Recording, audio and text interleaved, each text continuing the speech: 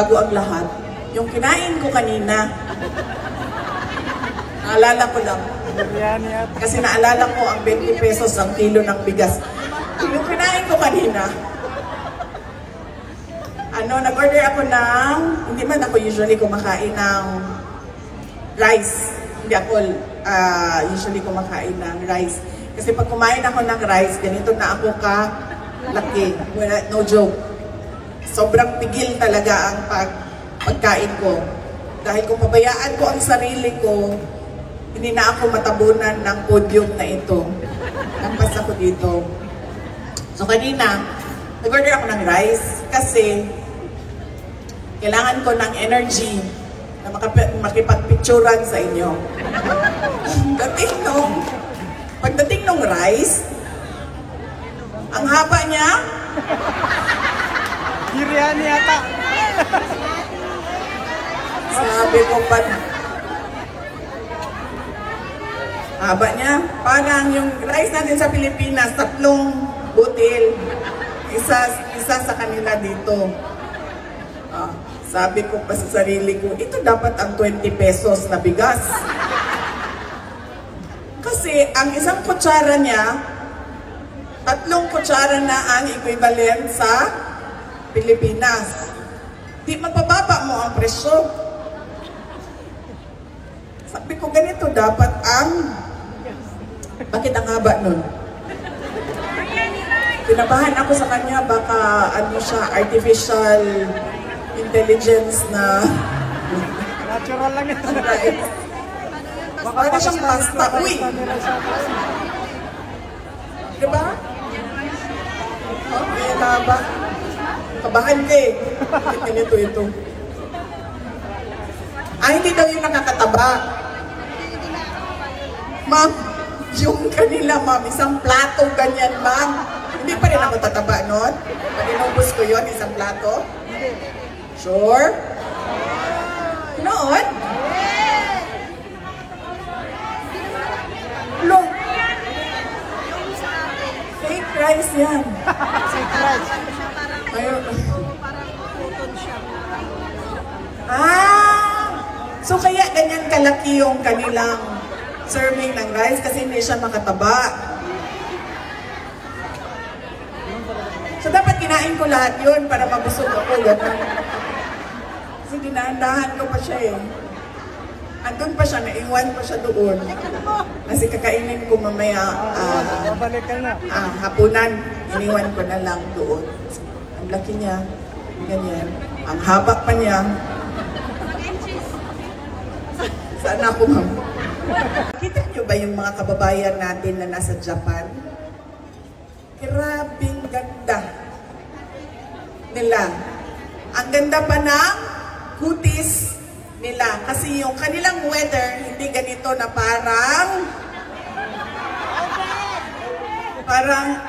microwave, no? Parang nasa oven, no? Sa oven ka. Kagabi nga, paglabas namin sa airport, manon yung init ba? Galing ka sa loob na malamig sa airport, tapos paglabas mo, wala ng aircon. Grabe yung init. Kanina. So, alam niyo ako, hindi ako naliligo ng mainit. Merong mga tao na hindi ko maintindihan at hindi ko alam bakit mainit. Kaya di ba may water heater sa bahay natin? Kasi maligo sila, mainit. Kanina, ako na tao, gusto ko malamig. Kaya maura man ay okasyon na mabuhi ang akong espiritu pag di mo siyang paliguan o bugnaw na tubig. Mamata na ang espiritu ni Inday Sara. So kanina, syempre, pinol blast ko yung diba hot and cold, may nag-shower no? Hot and cold. Kanina, nag-ayos ako. Pinol-blast ko yung cold. Ang lumabas, mainit. Na tubig. Sabi ko, sira ata itong kanilang hot and cold.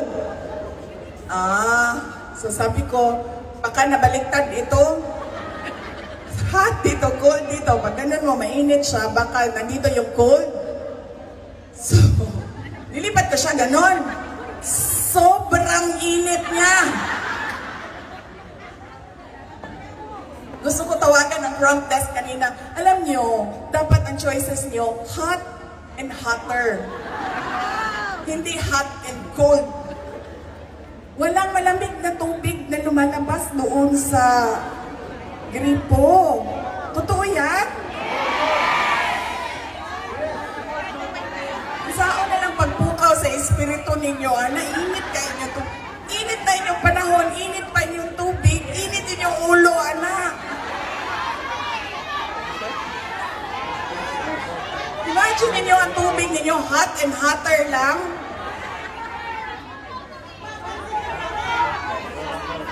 Grabe. Wala ka sa negosyo ang ano dito, yung ice plant? Wala ice dito, ma'am? Wala, useless man din mag-ice dito, no? Kasi paglabas pa lang ng ice sa tindahan, wala na siya. Nalusaw na. Wala na. Madaming nagtatanong kung kamusta na si dating Pangulong Duterte. Ang sinasabi ko sa inyo, noong nandun ako nung huli, pumayat siya. Pumayat siya talaga. Ito yung mga pinakapayat niya na nakita ko sa buong buhay ko. Except siguro yung mga picture niya nung siya ay binata pa, na mga nakita ko na mga picture niya. Pero ito yung pinakapayat niya na nakita ko. At hindi naman siya tulad ng pinapakita ng iba na para siyang malnourished, no? Or parang ano na, parang nasa dulo na ng hangganan. Tama ba yun? Nasa hangganan na eh, dulo pa. Dulo na, nasa dulo na siya. Hindi naman ganon dahil merong medical officer na nagbabantay sa kanya. Lalo na meron siyang diabetes. May sakit siyang diabetes. So binabantayan ang kanyang kinakain at binabantayan ang kanyang timbang ng doktor. Kaya ako naman, tiwala ako sa doktor na kapag sinabi ng doktor, okay lang yan, ay okay lang yan. Hindi ka payat na papunta ng mamatay. Kundi nagbawas lang ng timbang dahil siguro, ay hindi siguro, dahil nga, yung pagkain ba, hindi siya Pilipino na pagkain. Pero nagpapasalamat pa rin ako dahil mabilis na sumuporta ang detention unit sa pagkain ni PRD na parang yung pang-4 na or pang-5 araw pa lang niya doon ay nagbigay na kaagad sila ng kanin sa kanya. Kasi nakita talaga nila na hindi siya kumakain ng sanampan, ganit ba? Tinapay. Hindi siya kumakain ng tinapay lang. So, yan po ang kalagayan ni dating Pangulong Rodrigo Duterte ngayon. Lagi namin siyang tinatanong kung ano bang mensahe niya sa ating mga kababayan. Ulit-ulit lang din naman ang sinasabi niya. Ibinibigay ko na sa Diyos kung anong mangyayari sa akin. Sabi niya kasi 80 years old na rin ako. Nagawa ko na ang lahat ng pwede kong gawin para sa bayan. Kaya sabi niya, lahat ng ito na darating sa buhay ko, Diyos na ang bahala dyan. So yun yung lagi niyang sinasabi. Alam niyo, hindi ko lang alam kung pwede ko ito sabihin kasi baka iban tayo ng ICC. Yung yung gwardya, ihunghong lang ako agad para nili sila makadun. Yung gwardya doon sa ICC. Bisayaon lang nako. Ito, Bisaya Tagalog, pero naman na, hindi sila kasabot. Unsaon daw magluto, kay lutuan daw niya. Sukaan. The Bible. Natumbahan ko. Kasi makauyap na po. O yung nangay sisihan, kung say joke, Unsay dili joke, dili joke. Oh. Pero tinuod, nangutan na ko sa ko, iyam na nimo. Paglingkod naman ko, iyam na nimo. Ano siya, diluwi, pero tingaling hapit na.